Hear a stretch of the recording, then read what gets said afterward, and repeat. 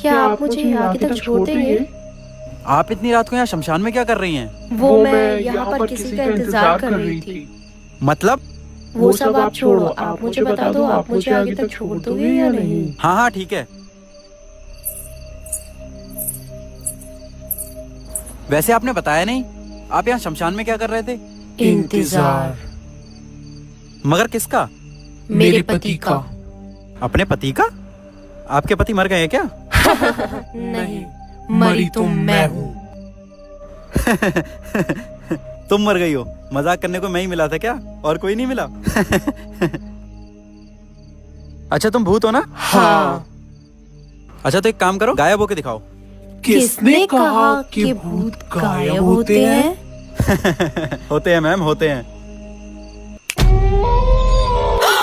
मंगल भावनया मंगल